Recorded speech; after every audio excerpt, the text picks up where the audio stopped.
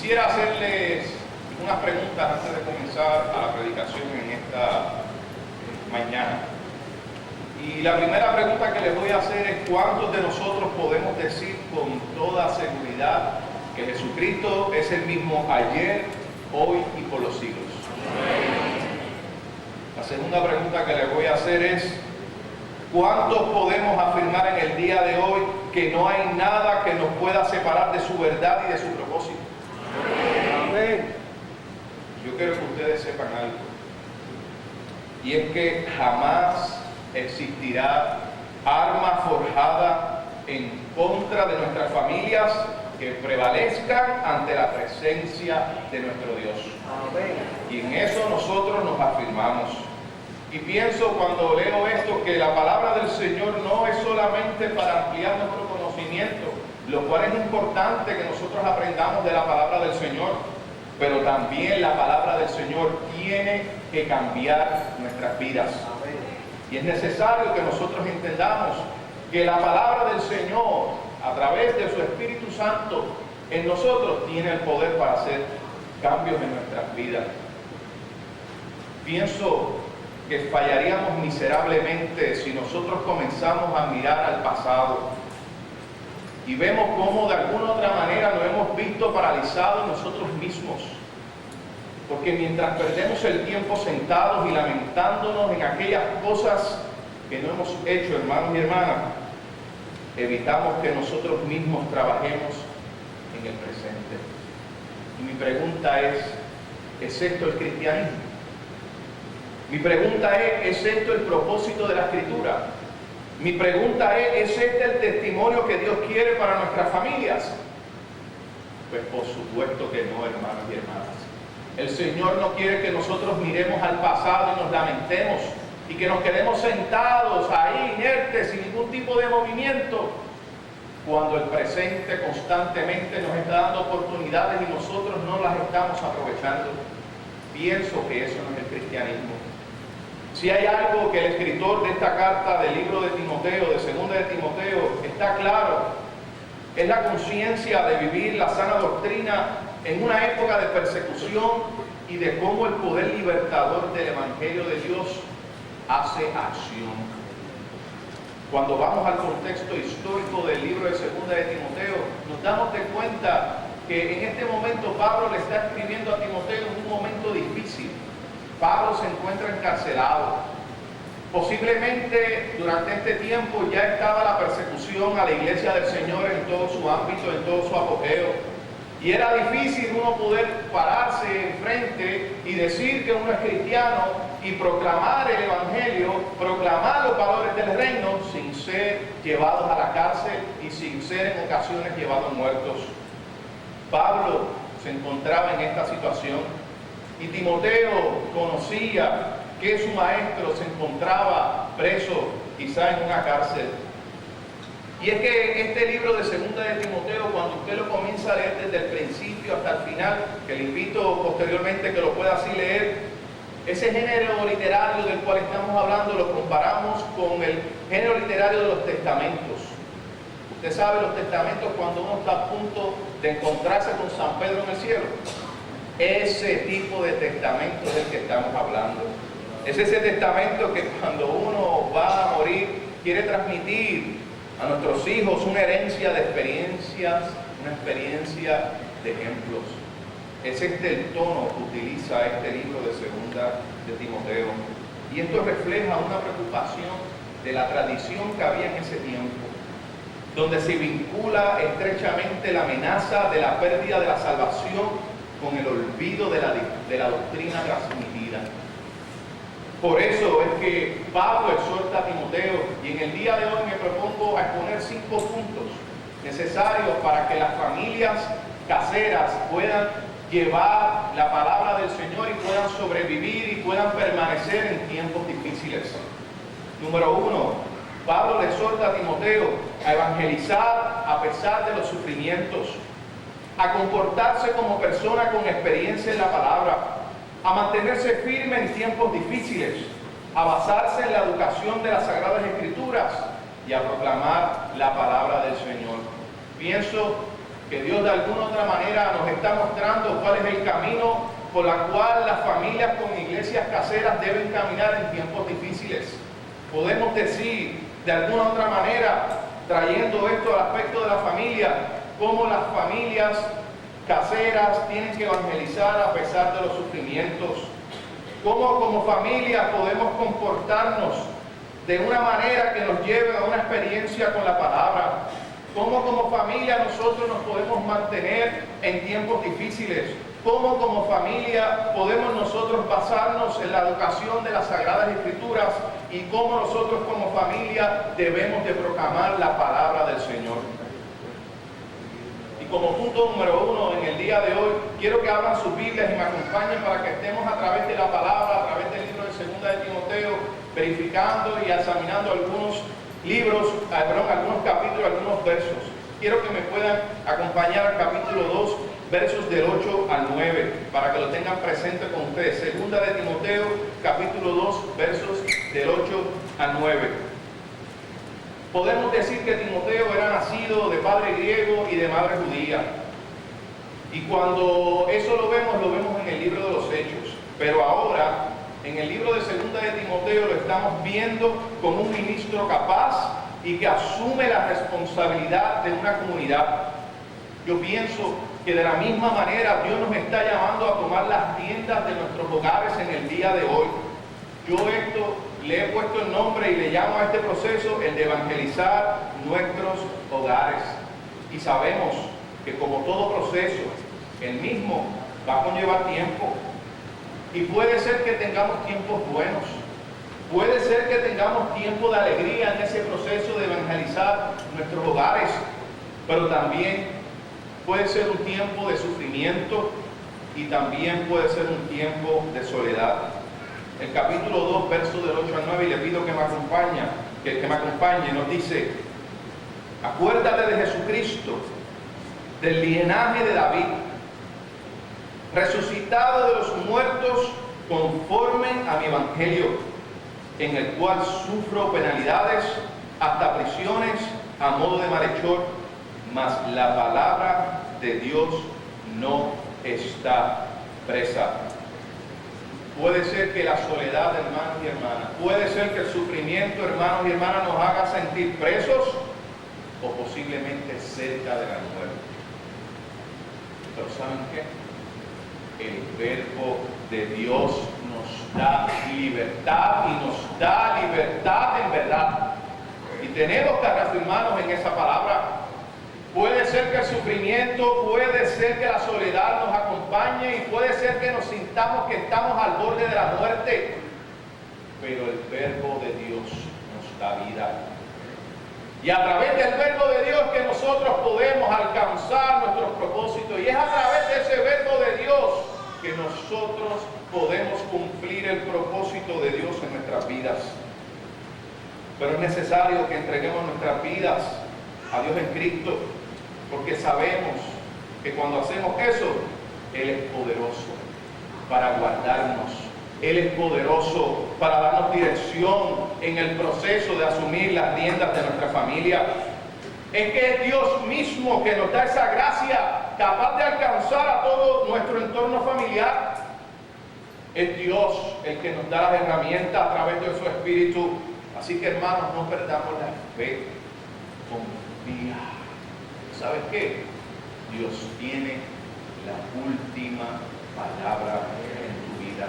Dios tiene la última palabra en tu hogar. Dios tiene la última palabra en tu matrimonio. Y nada ni nadie nos podrá apartar de ese amor de Dios hacia nuestros seres queridos y hacia nosotros. Afirmamos nuevamente nuestra fe en el Señor. Como segundo punto, para nosotros poder ser familias de iglesias caseras que pueden de alguna u otra manera triunfar en medio de la adversidad y en tiempos difíciles, tenemos que comportarnos como familias con experiencias en la palabra de nuestro Señor. El capítulo 2, el verso 15, quiero que vayan allí y estén pendientes. El escritor del libro de Timoteo hace una alusión a un obrero aprobado. cuando se trata de cuando se refiere a comportarse. Aprobado, hermano, no me malinterprete, no significa que haya pasado un examen y que haya aprobado algo, sino equivale aquí en el texto griego a sobresaliente, a dar lo mejor de nosotros mismos. Y cuando pienso en obrero, no sé por qué razón pienso en un artesano. ¿Cuántos hemos tenido la oportunidad de ver a un artesano trabajar? Yo he tenido esa oportunidad. Y miren, algo que yo puedo decir de los artesanos puertorriqueños es que se distinguen en todo lugar.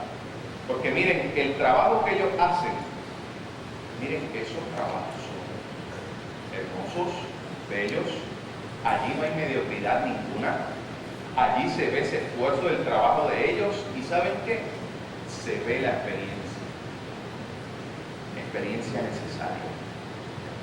Timoteo, el capítulo 2, verso 15 dice: procura con diligencia presentarte a Dios aprobado, como obrero que no tiene de qué avergonzarse, que usa bien la palabra de verdad. Y es que las familias con iglesias caseras están llamadas a estudiar la palabra de Dios de la manera responsable y en oración. Y el jueves pasado, en el culto de oración, estaba dirigiendo Cristian y su esposa junto con su familia, y hablaba de la importancia de este asunto de las iglesias caseras. Mire, ellos fueron muy sinceros. Ellos dijeron que, pues mira, tuvieron que pasar por ese proceso de comenzar a hacerlo. Y yo pienso que eso es algo que nosotros como familia tenemos que empezar de alguna otra manera a entrar eso dentro de nuestro calendario diario, de nuestro calendario semanal o mensual. Ya sea que usted se quiera reunir una vez al mes, como nos dijo Cristian en usted, o una vez a la semana, o por lo menos en el momento de comer, o de cenar, o en el momento de desayunar, o almorzar. Usted conoce su familia y usted conoce el tiempo donde todos pueden estar juntos. Pero es necesario que pasemos ese tiempo. Es necesario que estudiemos la palabra de manera responsable y que lo hagamos en oración. Porque realmente Dios nos está llamando y nos está diciendo que no podemos permitir que nuestras familias sigan pereciendo por falta de conocimiento. Y es que Dios nos está llamando a sobresalir y a dar lo mejor de nosotros en momentos difíciles. Si queremos sabiduría, dice el Señor, ¿qué tenemos que hacer? Demandarla. El teólogo Dr. William Hendrickson, egresado del Seminario Teológico de Princeton, decía: aquellos que manejan la palabra de verdad rectamente no la cambian, ni la usan con mal propósito en su mente. Por el contrario, en actitud de oración, interpreta la Escritura a la luz de la Escritura. Y es que la oración es necesaria. Es necesaria cuando estamos con nuestra familia. Es necesaria cuando leemos la palabra, porque es la oración la que nos lleva a través de un estudio profundo de la palabra a la verdad, y esa verdad es la que nos hace libres. Como punto número 3, familias que se mantienen en tiempos difíciles. Capítulo 3, verso 1. Podemos decir que en medio de los tiempos difíciles es cuando más nosotros necesitamos a la familia. Porque la familia es un lugar de refugio, es un lugar donde prevalece el amor, donde prevalece el respeto, donde prevalece la unidad. Y yo pienso que hoy en día este asunto es muy importante, porque en nuestros hogares, de alguna u otra manera, por los ajetreos del día, hemos visto cómo se faltan el respeto, hemos visto cómo no prevalece el amor en medio de ello, hemos visto que la unidad se ha afectado. Y a veces yo me pongo a pensar, ¿verdad? Y yo me critico yo mismo. A veces uno queriendo darle lo mejor a nuestros hijos, ¿verdad? Tratamos de darle todas aquellas cosas que nosotros no tuvimos. Y a veces hacemos cosas que inconscientemente, de alguna otra manera, alejamos a nuestros hijos. De tal manera que no los respetamos. ¿Me explico? Yo me acuerdo cuando nació Adriana, nosotros cuando nos mudamos teníamos un televisor. Y entonces, tú sabes, está esta dinámica de qué vamos a ver, a qué hora lo va a ver, porque uno está viendo el televisor y de momento que se antoja de ver otra cosa y el otro se antoja de ver otra cosa, y eso, mi hermano, eso es un asunto de discusión teológica casi en la casa. ¿Qué vamos a ver? No me gusta, y cambio, lo corro, y esas peleas. Entonces tú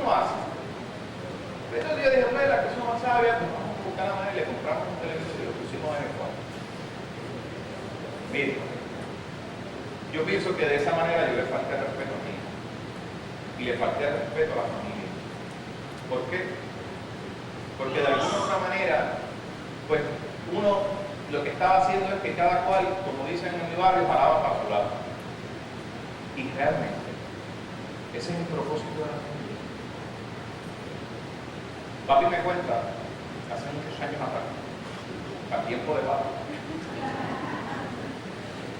que aquellos que podían tener un televisor, lo que había obviamente era uno. Y me decía que cuando se sentaban en la sala, se sentaba en la sala todo el mundo. Hasta los vecinos se sentaban en la sala. Y todo el mundo veía la televisión, y todo el mundo veía el mismo canal, y todo el mundo veía el mismo reportero, si había que verlo. Y ese es el que había. A ver qué. El indio. Ah, la señal de que iba a empezar el programa. Nuestros hermanos que están testificando aquí. Y una de las cosas que papi me contaba era que, pues mira, se reunía la familia y tú tenías a tanta gente en tu casa. Oye, había que darle algo, ¿sabes? Que es un poquito de agua, ¿sabes? Un poquito de jugo. Entonces papi me decía que las experiencias más chéveres, por ponerlas así, las pasaron allí. Cuando estaba todo el mundo en comunidad y en familia. Y a veces yo pienso que nosotros le faltamos respeto a nuestras familias cuando de alguna otra manera cada cual jala para su lado. Voy a hablar en el buen puertorriqueño para que me puedan entender. Aquel por aquí, aquel por allá. Mire, a veces en ocasiones en el cocinar, ay, que a aquel no le gusta. Entonces hace 3 menos o 4 menos. Y eso pasa. Pero más allá de eso, yo pienso que mientras más fuerte sea el vínculo familiar, mayor éxito nosotros tenemos, o mayor éxito nosotros podemos tener en tiempos difíciles. Ese vínculo familiar, el vínculo que nos une a través del respeto, del amor, a través de la corrección, porque a los hijos hay que corregirse. A mí me corrigieron. Yo me acuerdo una vez que yo me escapé, y esto es un testimonio, yo creo que mami no me está viendo. Mire, hermano, me dio una escapada a un río. Bajo río, imagínense. Entonces yo llego a casa, tú sabes, no llegué seco, llegué mojado. Y sí, mami me dice, oye, ¿dónde tú estabas? Y yo le dije, mami, si tú supieras. Ajá. Yo estaba con los muchachos sentados a la orilla del río. Ajá. Y alguien me empujó hacia el río. Y como ya estaba mojado, pues seguí arriba nadando. Acto seguido se escuchó un... Mami tenía la correa encima, me había dado un correazo. Yo creo que esa es la única vez que mami me dio. Después que me dio el correazo, me dio uno nada más. Pero eso, mira, fue más que suficiente. Calentito y mojado después. Me explicó y me dice, mira, muchacho de Dios, yo no hago esto porque no te quiero, porque te amo. ¿Tú te imaginas que tuviese un calambre, que tuviese pasado y tuviese jugado? No va a haber consuelo en el mundo que pueda de alguna otra manera calmar mi llanto en mi sufrimiento.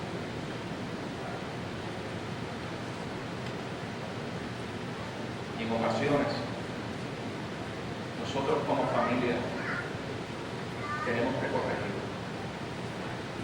Y aunque en ocasiones nos duele en el espíritu y en el alma, pero es para el bien. Usted no quiere que los hijos de nosotros mueran trágicamente porque estén delinquiendo, robando. Nosotros no queremos que nuestros hijos, por ser irresponsables, pierdan su vida. Y joven que me escucha, si papá, mamá, abuelo, tío le dice algo, no se sienta mal. Es porque le ama, es porque le quiere, es porque quiere lo mejor para ustedes. Es porque ya nosotros corrimos ese camino y no queremos que ustedes pasen por esa experiencia. Pero sabemos que dice por ahí que nadie experimenta por cabeza, ¿verdad que sí? Así que nos amparamos en que el Señor tiene cuidado de nuestra familia y que el Señor estará siempre, siempre, siempre con nuestras familias y siempre las acompañará. Como punto número 4, nuestras familias que se basan en la educación de las Sagradas Escrituras. En el capítulo 3, versos 16 y 17 dice: toda escritura es inspirada por Dios y útil para enseñar, para redarguir, para corregir, para instruir en justicia, a fin de que el hombre de Dios sea perfecto, enteramente preparado para toda buena obra. Vamos a ir a enseñar. ¿Qué es enseñar? Y cuando habla aquí de enseñar, hablamos de la instrucción necesaria para la vida. Son los valores del reino. Y sabemos que los valores del reino van opuestos en ocasiones a los valores del mundo. Nosotros somos cristianos. Y porque somos cristianos, tenemos que fomentar valores cristianos en nuestras familias. Sí, hay valores del mundo que son iguales a los valores cristianos, pues esos son los que nosotros proclamamos. Pero tenemos que enseñar. Porque esos valores de la fe son los valores necesarios. Son los valores que realmente importan en la vida. ¿Saben por qué?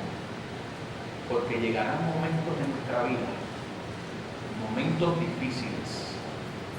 Yo le llamo de esta manera: noches oscuras del alma. Van a llegar. Y créanme que los únicos valores y las únicas enseñanzas que usted se va a poder acordar para poder salir de esas noches oscuras son los valores cristianos, los valores del reino. Porque en los valores del reino, Dios multiplica a aquel que no tiene fuerzas. ¿Y cómo es posible? Aquellos que conocen de matemática, que usted multiplica 0 por cualquier número y ¿qué resultado va a dar? Pues en la matemática de Dios no es así. En los valores de Dios no es así. Si usted no tiene ninguna fuerza, el Señor se va a multiplicar. Y esos son los valores del reino. Redarguir. Y es que la Biblia es útil para corregir a nuestras familias cuando sus conductas son erróneas o sus creencias son equivocadas. Como les dije, fue necesario un correazo para que yo me enderezara y no volviera arriba. A veces es necesario corregir con amor, corregir con respeto, corregir como si fuéramos nosotros mismos quienes nos corrigiéramos. Porque es necesario que corrijamos a nuestros hijos, a nuestras familias, cuando las cosas no están caminando como se supone. ¿Y saben qué? La oración todo. Corregir. Y la palabra en griego significa colocar en su posición original, y esto es un punto que quiero detenerme. Cuando corregimos o cuando corrijamos, asegurémonos de que aquel que se ha caído lo levantemos. Porque si no le levantamos, no estamos corrigiendo. No es corregir para dejar en el piso. No es corregir para pisotear. Es corregir para levantar, para edificar, para limpiar. Y no sé por qué pienso en aquel verso del buen samaritano, que cuando aquel caído, aquel sufrido, tuvo que venir un samaritano a levantarle, a restaurarle, a limpiar sus heridas, a pagar todo aquello que él había gastado. Y yo pienso que eso es lo que Dios nos está llamando, a que levantemos en el nombre del Señor, que sanemos en el nombre del Señor, que curemos las heridas en el nombre del Señor, porque a eso fue que Jesús nos llamó a hacer justicia también. Dice, instruir en justicia es enseñar con el ejemplo a una conducta piadosa, sensible, caritativa, compasiva y humana. Es predicar con el ejemplo. De eso se trata. Y yo me alegro tanto saber que tenemos una iglesia que predica con recursos, que atiende a las comunidades que necesitan, que atiende las necesidades de la iglesia. Eso es instruir, eso es enseñar. Familias que proclaman la palabra de Dios. Capítulo 4, verso 2 de 2 de Timoteo. Que prediques la palabra, que instes a tiempo y fuera de tiempo, redarguye, reprende, exhorta con toda paciencia y doctrina. Y la exhortación que sirve de base es querigma, que significa la palabra. De la misma forma que un heraldo proclama los edictos de un rey o un magistrado de la nación. Y el carácter especial de esta palabra hace que su proclamador sea un embajador. Así que nosotros somos embajadores de Cristo. Y como familias embajadoras de Cristo, tenemos que aprovechar todas las oportunidades para servir de embajadores en donde sea necesario escuchar la poderosa palabra del Señor. ¿Cuántas familias necesitan de familias embajadoras de Cristo? ¿Cuántos hijos, cuántas hijas necesitan de familias embajadoras de Cristo? ¿Cuántos padres, cuántas madres necesitan en medio de su dolor y quebranto familias que sean embajadoras de Cristo? Porque el Evangelio se trata de llevar buenas nuevas de salvación. El Evangelio se trata de vivir la vida confiados de que el Señor estará con nosotros y que nos acompañará en todo momento. Termino con esto. Versos 6 y 7 que leímos. Por lo cual te aconsejo que avives el fuego del don de Dios que está en ti por disposición de mis manos, porque no nos ha dado Dios espíritu de cobardía, sino de poder, de amor y de dominio propio. Porque Dios no nos ha dado espíritu de cobardía, sino de poder, de amor y de dominio propio. Ante situaciones difíciles, ante tiempos difíciles, hermanos, no se acobarde. Tenga la confianza que Dios nos dará el poder. Tenga la confianza que el amor de Dios nos acompañará. Y tenga la confianza que nosotros podemos, en el nombre de Jesús, poder enfrentar tiempos difíciles. Porque el Señor es el mismo ayer, hoy y por los siglos de los siglos. Amén. El Señor añada bendición. Señor,